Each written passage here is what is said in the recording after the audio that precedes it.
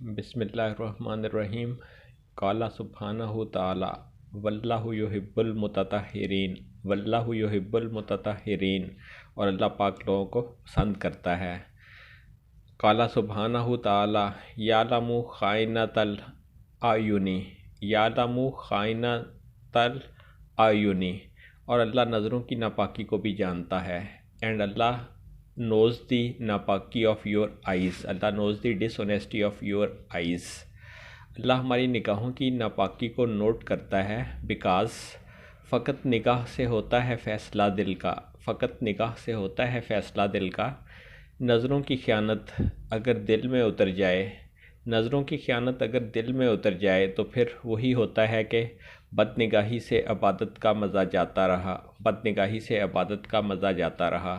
نظروں کی خیانت اگر دل میں اتر جائے تو اس کے بارے میں اقبال نے کہا، تیرا دل تو ہے سنماشنا، تجھے کیا ملے گا نماز میں۔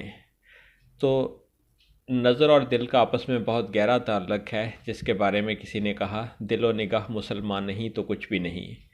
نظروں کی یہ خیانت، نظروں کی یہ ناپاکی اگر انسان کے کردار میں اتر جائے تو وہ انسان کے کردار کو کریکٹر لیس کر دیتی ہے، جس کے بارے میں کہا گیا ہے if character is lost then everything is lost۔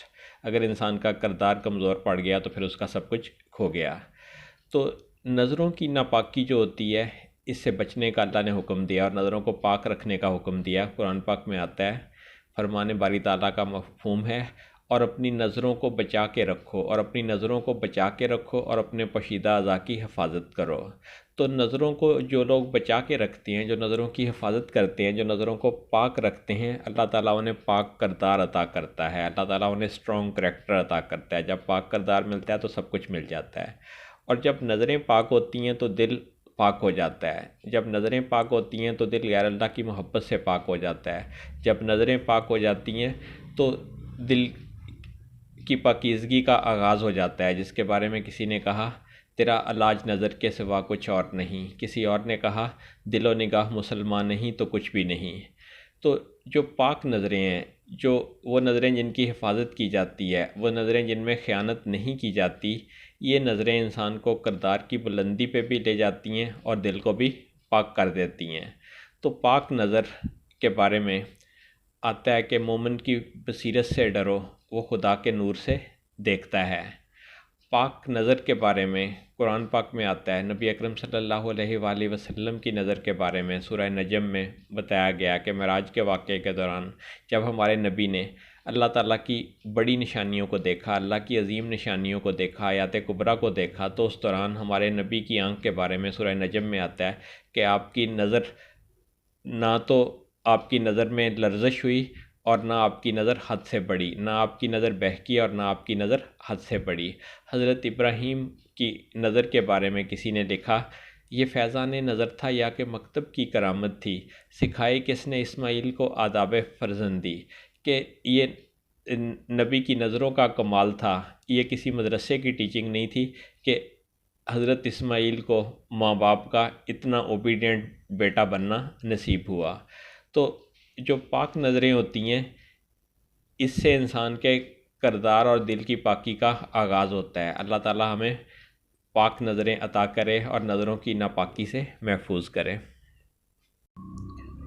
اللہ نے انسان کو دل دیا، مگر دل کا سکون اپنے پاس رکھا۔ دلوں کا سکون اللہ کی یاد میں ہے۔ جس طرح ہمارے جسم تھک جاتے ہیں، جس طرح فزیکل ایگزرشن سے ہمارے بدن تھک جاتے ہیں، اسی طرح دل بھی تھکتے ہیں، اور اگر ایسا ہو تو اس وقت اللہ کو یاد کیا جائے، بیکاز اللہ میاں کہتے ہیں کہ دلوں کا سکون اللہ کے ذکر میں ہے۔ تو جب ہم نماز پڑھتے ہیں، نماز میں اللہ کو یاد کرتے ہیں۔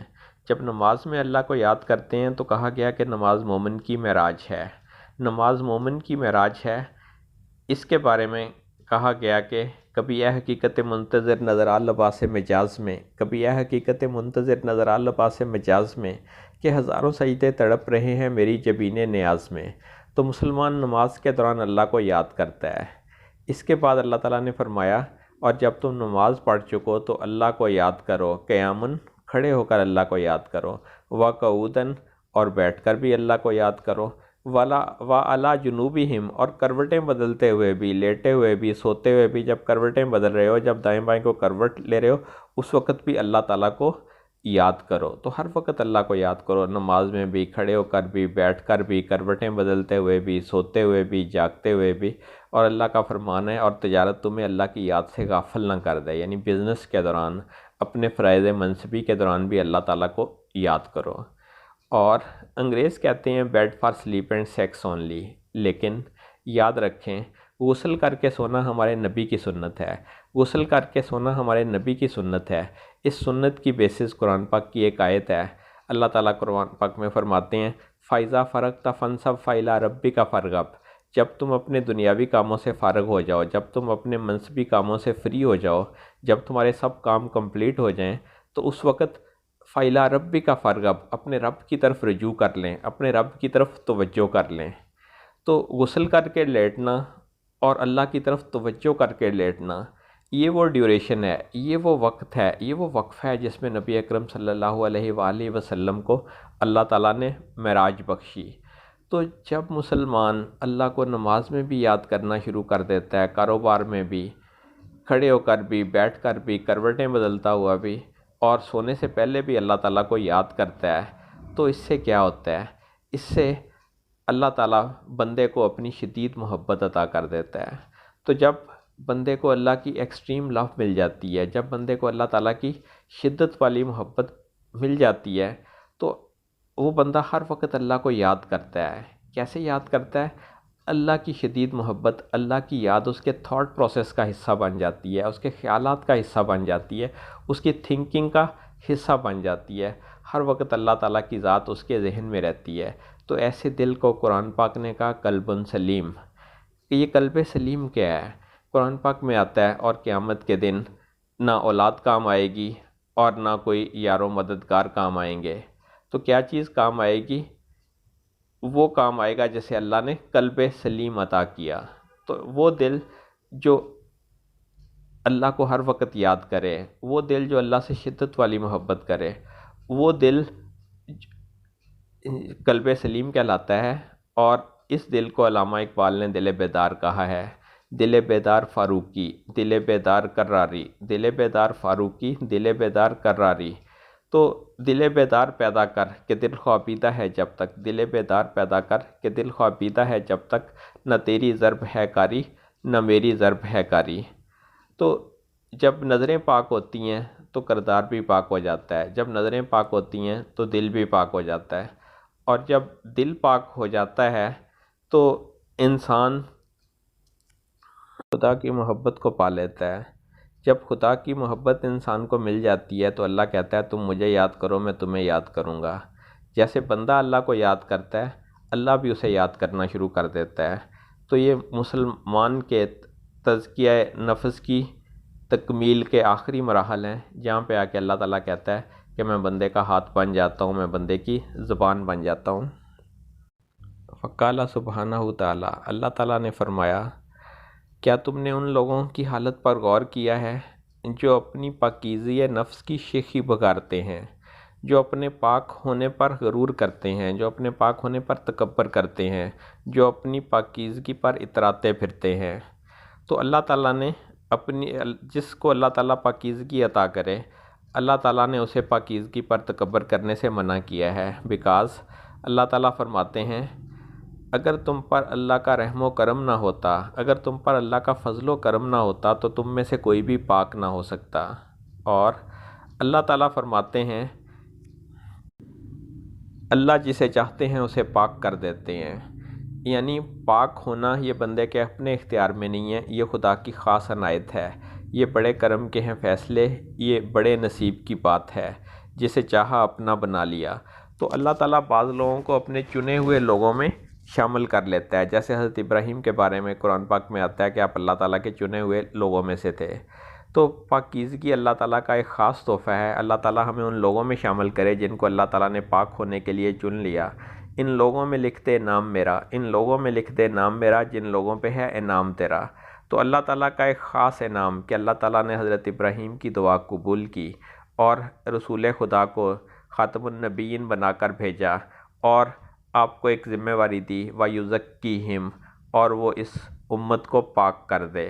تو نبی اکرم صلی اللہ علیہ وآلہ وسلم کے فرائض منصبی میں سے ایک فرض یہ تھا کہ آپ لوگوں کو پاک کر دیتے ہیں، آپ لوگوں کا تزکیہ کر دیتے ہیں، آپ لوگوں کے کپڑوں کو، جسم کو، زبان کو، ہر چیز کو پاک کر دیتے ہیں۔ تو انسان کو پاک کرنے کے لیے آخری نبی کو بھیجنا یہ بھی اللہ تعالیٰ کا رحم ہے۔ تو پاک ہونے میں بندے کا کوئی کردار نہیں ہے، یہ خدا کی خاص عطا ہے۔ قال سبحانہ تعالیٰ، اللہ تعالیٰ فرماتے ہیں وَمَن تَزَكَّىٰ، اور جو پاک ہوتا ہے، یَتَزَكَّىٰ لِنَفْسِهِ، اور جو پاک ہوتا ہے وہ اپنے نفس کے لیے ہی پاک ہوتا ہے، یعنی پاک ہونے میں انسان کا اپنا ہی فائدہ ہے۔ He who becomes پاک it is for its own benefit، تو جو پاک ہوتا ہے اس کا فائدہ اس کے اپنے نفس کو ہی ملے گا۔ ایک اور جگہ پر اللہ تعالیٰ قرآن پاک میں فرماتے ہیں قَدْ أَفْلَحَ مَن تَزَكَّىٰ وَذَكَرَ اسْمَ رَبِّهِ وَصَلَّىٰ، بے شک وہ کامیاب ہو گیا جو پاک ہو گیا اور پھر اس نے اپنے رب کا ذکر کیا اور پھر اس نے نماز پڑھی۔ ایک اور جگہ پر اللہ تعالیٰ قرآن پاک میں فرماتے ہیں سدا بہار جنتوں میں ہوں گے وہ لوگ جن میں نہریں بہہ رہی ہوں گی، یہ ان میں ہمیشہ رہیں گے، ایسا اس لیے ہوگا کہ انہوں نے خود کو پاک کر لیا۔ تو پاکیزگی کا انجام جنت ہے۔ تو فرمایا گیا کہ تمہارے نفس کی قیمت جنت ہے، اسے جنت سے کم قیمت پہ نہ بیچنا۔ ایک اور جگہ پر اللہ تعالیٰ قرآن پاک میں فرماتے ہیں قَدْ أَفْلَحَ مَن زَكَّاهَا وَقَدْ خَابَ مَن دَسَّاهَا، وہ کامیاب ہو گیا جو پاک ہو گیا اور وہ ناکام ہو گیا جس نے اپنے نفس کو گندا کر لیا، جس نے اپنے نفس کو آلودہ کر لیا، جس نے اپنے نفس کو ناپاک کر لیا۔ ایک اور جگہ پر قرآن پاک میں اللہ تعالیٰ فرماتے ہیں وہ لوگ جو اللہ کی قسموں کو اور اپنے عہدوں کو تھوڑی قیمت پر بیچتے ہیں، ان کے لیے آخرت میں کچھ حصہ نہیں، اور اللہ تعالیٰ قیامت کے دن ان سے بات بھی نہیں کرے گا، ان کی طرف دیکھے گا بھی نہیں، انہیں پاک بھی نہیں کرے گا۔ اللہ will not make them پاک۔ ایک اور جگہ پہ اللہ تعالیٰ قرآن پاک میں فرماتے ہیں پھر یہ کفار جہنم کی آگ کی طرف گھیر کر لائے جائیں گے، پھر یہ کفار جہنم کی طرف گھیر کر لائے جائیں گے اور اللہ تعالیٰ پاکی کو ناپاکی سے الگ کر دے گا، اللہ تعالیٰ پاکی کو ناپاکی سے الگ کر دے گا اور پھر اس ناپاکی کو ایک پلندے کی شکل میں جمع کرے گا اور پھر ناپاکی کے اس پلندے کو، گندگی کے اس پلندے کو جہنم میں پھینک دیا جائے گا۔ تو اللہ میاں پاکی کو ناپاکی سے الگ کر دے گا، اللہ will separate پاکی from ناپاکی، اور ناپاکی کا انجام جہنم ہے۔